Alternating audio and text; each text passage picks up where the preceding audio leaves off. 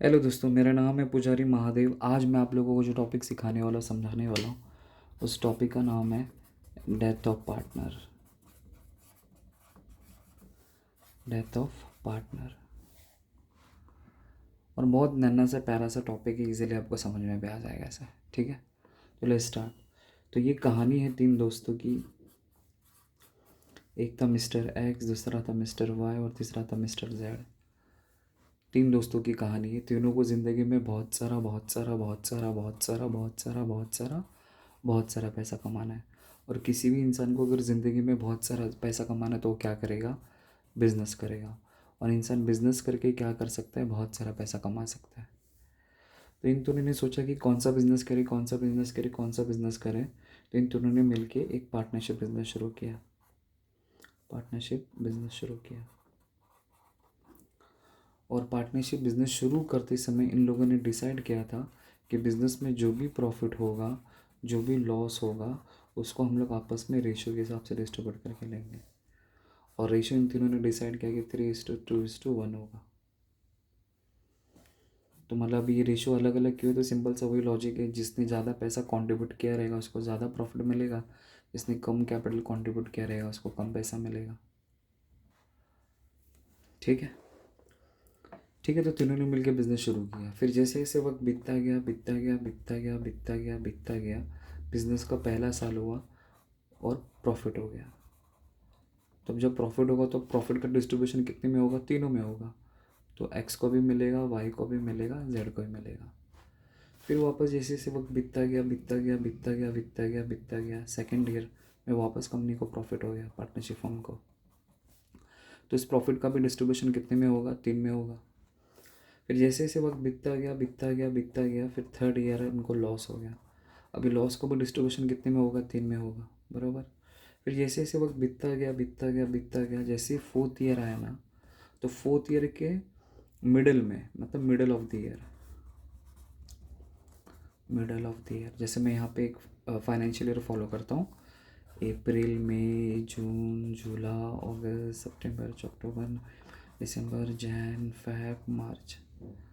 तो समझो कि फॉर एग्जांपल फर्स्ट अगस्त को जेड नाम का जो पार्टनर है ना, उसकी डेथ हो गई। वो काफ़ी टाइम से बीमार चल रहा था समझो, या फिर अचानक उसका एक्सीडेंट हो गया। तो अपन को रीज़न के पीछे नहीं भागना है, तो समझो कि अचानक उसकी डेथ हो गई जेड नाम के जो पार्टनर की। तो अब जाहिर सी बात है, जो ओल्ड पार्टनर्स है एक्स और वाई, तो ऑफकोर्स उनको अफसोस होगा कि हमारा जो पार्टनर है वो चला गया, हमें छोड़ के चला गया। अब सारा का सारा जो बिज़नेस की जिम्मेदारी वो इन दोनों के ऊपर आ जाएगी। लेकिन अब क्या होगा कि जेड के जाने के बाद का जो कुछ भी प्रॉफिट होगा, जेड के जाने के बाद का जो कुछ भी प्रॉफिट होगा, अब उस प्रॉफिट में कितने लोग का डिस्ट्रीब्यूशन होगा? दो लोग का। और जेड के पहले, मतलब जेड मरने के पहले बिजनेस में कितना महीना उसने काम किया? अप्रैल, मई, जून, जुलाई। तो उसके पहले जो प्रॉफिट का डिस्ट्रीब्यूशन होगा वो कितने लोग में होगा? ऑफकोर्स तीन में लोग में होगा, बराबर। मतलब 1 अगस्त को चला गया, तो 1 अगस्त के पहले जब बिजनेस कर रहे थे तो तीन लोग बिजनेस कर रहे थे, इसलिए प्रॉफिट का डिस्ट्रीब्यूशन कितने लोग में होगा? तीन लोग में होगा। फिर 1 अगस्त के बाद जो प्रॉफिट का डिस्ट्रीब्यूशन होगा, तो पार्टनर चला गया, इसलिए प्रॉफिट का डिस्ट्रीब्यूशन कितने लोग में होगा? दो लोग में होगा। तो अपन को आफ्टर के बारे में बात नहीं करना है, बिफोर के बारे में बात करना है। तो यहाँ पे लिखा मैंने डेथ ऑफ पार्टनर। तो जिस टाइम पे पार्टनर की डेथ हो जाती है ना, डेथ, तो डेथ होने के बाद उनके घर वालों को कितना पैसा मिलना चाहिए? घर वालों का मतलब होता है कि उसको कितना पैसा मिलना चाहिए, या फिर उसके वारिस को कितना मिलना चाहिए, या फिर उसके लीगल एग्जीक्यूटर को कितना पैसा मिलना चाहिए, कितना पैसा मिलना चाहिए, वो पता लगाने के लिए जो टॉपिक सीखना पड़ता है ना, उस टॉपिक का नाम है डेथ ऑफ पार्टनर। मतलब हम लोग यहाँ पे पता लगाएंगे कि भाई मरने के पहले उसने 4 महीना काम किया, तो उसके 4 महीने का 4 मंथ्स उसने काम किया, तो 4 मंथ्स का उसका प्रॉफिट कितना बनता है, और उस 4 मंथ में असेट्स का और लाइबिलिटीज़ का वैल्यू कितना कम ज़्यादा हुआ, वो भी इसको प्रॉफिट दिया जाता है।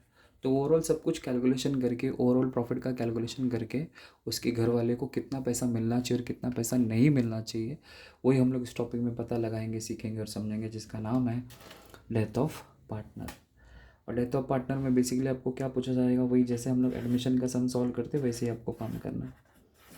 तो सबसे पहले हम लोग क्या बनाएंगे, वही जो बनाते हैं, क्या सबसे पहला बनाएंगे रीवैल्यूएशन अकाउंट,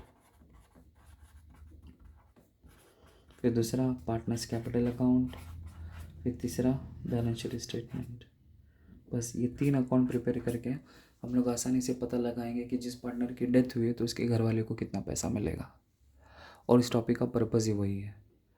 और इसमें जो वर्किंग नोट रहता है, जो मतलब इसमें जो मतलब हार्ड जो चीज़ होती है वो क्या होती है मालूम है, गुडविल का वैल्यूएशन जो बच्चे लोग को थोड़ा सा हार्ड पड़ता है, और दूसरा प्रॉफिट का वैल्यूएशन, वो थोड़ा सा मुश्किल लगता है बच्चे लोग को बस। तो आने वाली नेक्स्ट वीडियो में मैं इसके बारे में आपको जानकारी दूंगा कैसे निकालते कैसे नहीं। ठीक है, तो बस माइंड में आपको ये सेट करना है कि डेथ ऑफ पार्टनर में हम लोग जो अकाउंटिंग ट्रीटमेंट सीखने वाले उसमें क्या होने वाला है, जिस पार्टनर की डेथ हुई है उसके वारिस को कितना पैसा मिलेगा, या फिर उसके लीगल एग्जीक्यूटर को कितना पैसा मिलेगा, वही हम लोग इस टॉपिक में सीखेंगे और समझेंगे। बस बाकी और कुछ नहीं है।